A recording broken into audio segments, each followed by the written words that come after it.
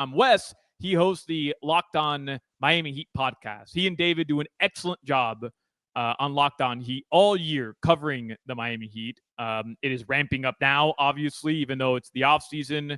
And in fact, it was just named the Sports Podcast of the Year, Crowder, by the Miami New Times. So, Wes is joining us here on video. Just a couple Miami New Times winners chopping it up, Crowder. Me and Wes, Hey, I'm an OG now. I won years ago now. You're welcome, fellas. Wes, so yesterday we were just talking off the air for a quick second. 6 p.m. hits and nothing really happens. I mean, there was, a couple Memphis Grizzlies extensions, and then it kind of picks up. But we'll get into the Duncan Robinson news in a second. Crowder and I have differing opinions on what this means for the Heat. But in terms of Miami's inaction over the first almost 24 hours now of free agency, should it be a surprise? Because I was kind of under the opinion that after they didn't go after Kevin Durant, this was pretty much going to be their team going into next season, barring, an Andrew Wiggins move. That was always a possibility. Are you surprised at the fact that they literally have not made a single move yet? You can't be surprised based on the way that this front office has acted and has for a very long time, not even this year or the last couple of years. They don't tend to rush into things. Miami's front office likes to take their time. They kind of like to see how the dust settles on free agency and then try to make their move, right? They want to get a read of the room after things kind of change around and move around and figure out where they can kind of slot in. So in that respect, I'm not all that surprised. That said, they had the means to do something, right? As soon as Duncan Robinson opted out of his contract for next year, that gave Miami a lot of that. They gave him almost $12 million in room to use a mid-level exception. Now, we don't know that they did not try to use it, right? Maybe they did try to go after somebody like Nickeil Alexander-Walker, and he just chose Atlanta instead. Also worth noting that they didn't have the full amount of the $14 million mid-level exception, so they couldn't really compete with all those offers, which makes you maybe rethink some of the other decisions that they made going into this thing. But just because they haven't done something doesn't mean that they won't do something or that they weren't trying to do something. So I'm not surprised, but at the same time, I completely understand the frustration of Heat fans who wanted to see something after last season, which was a debacle, 36-45, whatever the record was, got wiped off the floor in the first round of the playoffs, and to be almost 24 hours into free agency and not see anything that dramatically improves the roster. Totally understand the frustration of Heat fans. And Wes, and I go with Solana because he's just a crazy Heat fan. He covers them like you do, but he's a Heat fan. I think he wears his little rose-colored glasses. But like the thought of Jovic becoming a great player and Kalel taking a step, Triple J, Yaka Chonis, what the hell his name is, like that thought of that running it back with these young dudes is going to be efficient. It's with the rose-colored glasses on. Is that the thought, is that these guys are all just going to get better? Yes, I think the idea is that serve these guys a little bit more playing time, get them more experience, and hopefully all of them improve across the board, and then you can start building into something. But the idea that you could do that while also being a good basketball team, that's where I agree with you. Right. That's not going to happen. This team is not going to be, if this is the team going into next season, which we don't know, right? There's still plenty of time. Things can change. But let's say this is the team going into next season. They're going to stink. Okay. They're not going to be very good. They're going to be right back into the play-in tournament, probably where they've been the last 3 years. But at the same time, what's different versus being a potential play-in tournament this coming season versus the last 3 seasons is the last 3 seasons you had Jimmy Butler. You had a team that thought it was trying to compete for a championship and thought that its championship window was open. And now there is no way to say the championship window currently is open for Miami. So instead, it's more about, okay, let's get these young players some more experience. Let's try to figure out what we're building here. And maybe one day Jaime Jaquez Jr. does develop into a high-end rotation player, and Nikola Jovic and Kalel Ware and all these things. And we start finding some stuff here. If that's what the direction is, to move in maybe a younger direction, then I at least think that Heat fans will eventually get on board with, okay, let's just kind of see what these young players have without the cloud of championship expectations kind of hanging over everything.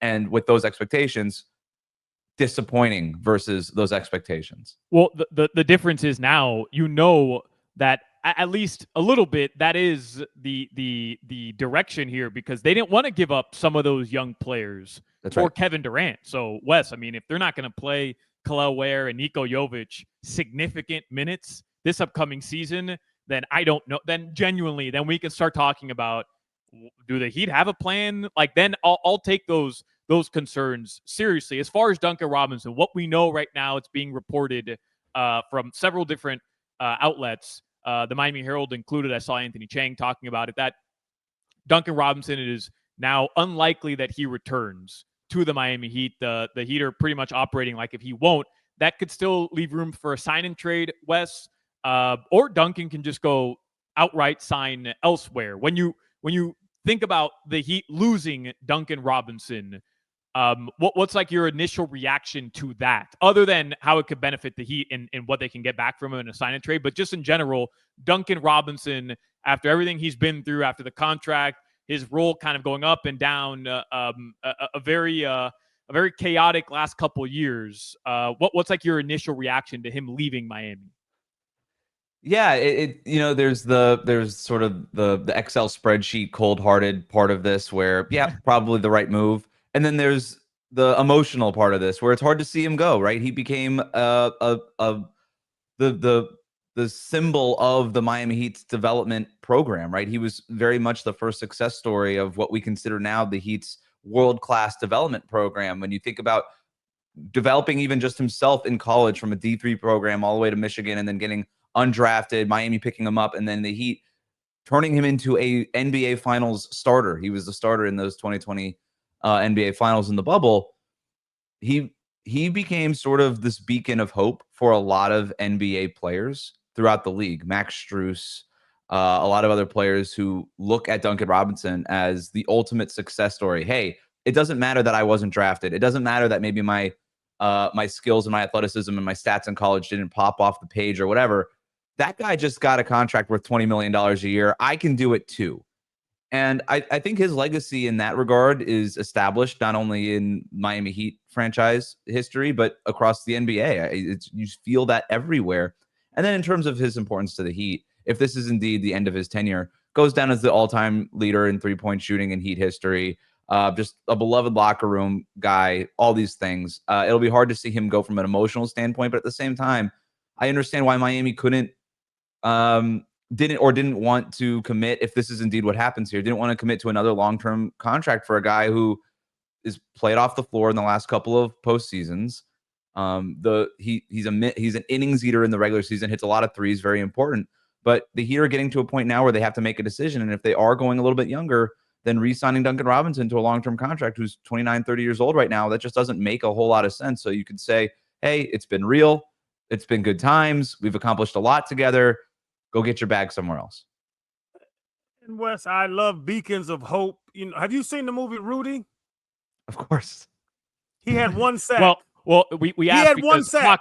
Hawk admitted to us he has never seen Rudy, which is that's impossible. For a sports host, yeah. Well, that's probably not even like top 5 craziest movies that he hasn't seen, because Major League was on that list also. I'm very guilty of not seeing a lot of movies that you think I probably should have seen, but even I've seen Rudy like multiple times. Yeah, but even Rudy, like, the story's great. He's a beacon of hope, as you call it. Small, undersized, walk on. But his stats were one sack. He had that one sack. We all saw the one sack, Wes, but that was one sack. Those were his stats for the year.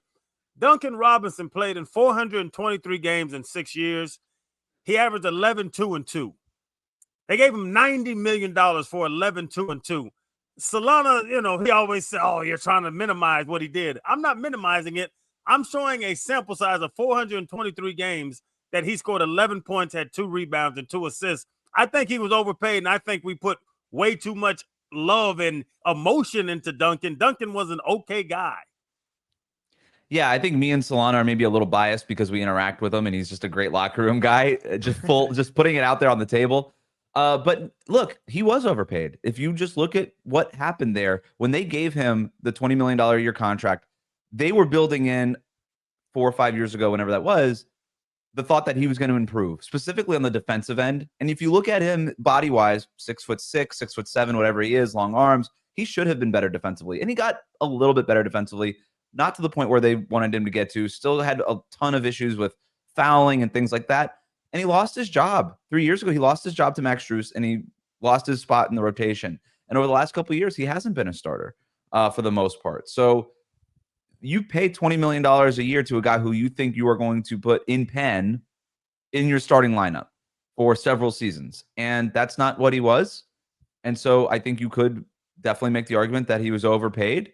It was a tough look for the Heat when they gave him that contract, and he didn't live up to it for sure. But, I think both things could be true, right? You could appreciate his time here while also understanding, glad that they're not going down that road again. Wes, and again, Wes Goldberg is joining us. Locked On Heat podcast. I highly recommend you subscribe and you follow Wes and David. Their work is genuinely awesome if you're a Heat fan. What do you make of the Milwaukee Bucks? Damian Lillard, by the way, and look, I'll ask you if you're interested in Dame. My guess is yes. Why not? I think all Heat fans would agree, like, why not, even if it's 2 years removed. But what do you make in general of what the Milwaukee Bucks did today? Over like a 15-minute span, they stretch and wave Damian Lillard. They signed Miles Turner to an insane amount. You pointed out on Twitter that essentially they're paying Miles Turner almost $50 million this year when you consider what they're doing with Damian Lillard in terms of getting him off, their books. And then Giannis was upset, but then we also find out that maybe he signed off on the Miles Turner acquisition as well. So, like, what do you make of that entire situation, and when can we expect Giannis Antetokounmpo in a Heat jersey? The first word that came to mind when I saw all the details of what eventually happened there was desperate. The Milwaukee Bucks were acting out of position of desperation. And I don't know how close they thought Giannis was to requesting a trade, but boy, were they acting like they were worried that Giannis was going to request a trade. At the same time, though, Milwaukee, this is the third time that they have done something this dramatic. Now, maybe not this dramatic, but something relatively surprising in the offseason when they needed another recommitment from Giannis, right? We think about a few years ago, they traded for Jrue Holiday. That led to a title. They moved a lot of draft picks. In fact, draft picks that they still have not conveyed to New Orleans to get Jrue Holiday. Now Jrue Holiday is on his second team since getting traded away from Milwaukee. So they're still paying the price for that. Then they did the Damian Lillard trade, right? And you can even go back to the middle of last season when they traded Chris Middleton, another core part of their championship team in 2021, for Kyle Kuzma. Can't say that necessarily worked out for them. But this is another thing that another dramatic move by Milwaukee to try to get Giannis to recommit. Now, it's desperate, it's creative, it's interesting, it's great for us on talk shows. I don't really see it working out for Milwaukee. I like Miles Turner. I think he's awesome. I think this hurts the Indiana Pacers losing Miles Turner for nothing more than it helps the Milwaukee Bucks. Miles Turner is slightly better than Brook Lopez. And we saw what this team was last year, the Milwaukee Bucks, with Damian Lillard, Giannis, and Brook Lopez, and those other pieces that they have. Not very good. And now you just took Damian Lillard, the second best player on the team, off the team, lost him for nothing. And now you still have to have his dead money on the books for $23 million a year for the next 5 years. And then you added Miles Turner, which was nice, but I don't know how much of an upgrade this is. And I still don't know who's playing point guard for this team. So it's fun. It's interesting. It's creative. It's desperate. It's desperate by Milwaukee. And frankly, I'm not sure that this is enough to keep Giannis there long-term. And if it's not, then you're sort of looking at this thing 2, 3, 4, 5 years from now where you're like, man, we're still paying Damian Lillard 15% of our cap for a guy who's not even here anymore. It's desperate. It's I'm not sure it's going to work out long-term for Milwaukee. And Wes, what's the East look like, man? Because it seems like the Knicks will be the team now that Halliburton's, hurt. But then the Atlanta Hawks did a bunch. Solana keeps bringing up damn Rancho Banchero and this Desmond Bain who act like he's Scottie Pippen. Like, what is the East, bro? I don't know who the best team in the East is. Give me a hierarchy of the East right now. And wait, hey, Crowder, wait till the Pistons get Duncan Robinson. Just wait, Crowder. They could use his spacing. Yeah, sure. Especially with Malik Beasley and everything that's going on there. That's so funny that you asked that because I literally was just sort of thinking about this before I jumped on here. But I think you have a top tier that's New York and Cleveland. I don't know what order. I don't really care. But I think that's clearly the top tier in the Eastern Conference. And then beyond that, you have another tier of Atlanta, Orlando. I think you could put Detroit in that tier based off their moves and just some of the improvements that you think they're going to be making. And then after that, there's a whole nother tier, and it's a really big tier of a bunch of what's going on and kind of pride teams, and we're not going to give up kind of teams. You know, Boston, I know they're going to be without Tatum. They're still going to be okay. I know they lost a bunch of guys, but they're a prideful team, well coached. They still have some talent on that roster. You've got Boston, you got Miami, you got Chicago, you've got Toronto. Who knows what's going to happen with Philadelphia? They could be better. I would expect they'd at least be better than what they were last year when they won 24 games. And then Milwaukee, they still have Giannis, right? They still have Giannis Antetokounmpo, who's sort of a walking 48 wins every single season, no matter who you put around him. He's still that good. So I think you have like a big tier of 6, 7, 8 different teams who are going to be battling for positions 4 through 10 in the Eastern Conference. And frankly, I don't know where Miami falls into all that.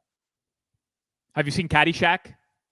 I've seen that one too. Okay, I like this. This is a fun game. Is Happy Gilmore better than Caddyshack? Which movie are you taking? I go Caddyshack, although I love Happy Gilmore, but Caddyshack's a classic. All right. I think my age group, I should go Happy Gilmore, but I've seen Caddyshack so many times. I mean, I'm very surprised you went Caddyshack. Like, very, very surprised. It's an all-time Bill Murray performance. Gray hairs or anything. You talking about Caddyshack? I think like Bill Murray, that movie made me not like Bill Murray. I'm not even kidding. Like what? Just awful. Oh, come on. I don't get his character. I don't get his character. Like, he's just stupid. Yeah, Rodney Dangerfield in that. Like, you just got so many great guys in that movie. Wow, I think next time I'm off, you can join the show. I think Hawk will love you. I mean, that is crazy, man. Bill Murray. Wes Goldberg, thank you for jumping on, and I'll text you about Duncan. We can, we can commiserate together. Yeah, we can commiserate together. Hawk just texted me, this guy's my mother effer. Caddyshack. Wes, I appreciate you. Go watch Happy Gilmore, man. I just don't think you remember the movie. They're coming out with another one. I'm gonna watch it. I love the movie. You just pinned two A-list movies against each other. It's gonna be bad, right? Like, are you expecting Happy Gilmore 2 to just be atrocious? I don't know. Like, I didn't have many. Like, I went to go see the new Mission Impossible with my wife, and we were expecting it to not be very good. But at the end of the day, it's still just like Tom Cruise running around. And at the end of the day, it's going to be Adam Sandler with a hockey stick slapping a golf ball. It can't be bad, right? It's still gonna. At least there's going to be the nostalgia part of it. It's funny because, Crowder, I know you and I talked about this. I saw the early reviews of the new Jurassic Park movie that are coming out. I think Scarlett Johansson's in it, and the reviews are like, this might be the worst Jurassic Park ever. It's like, who cares, man? Like, it could literally be the worst movie ever made.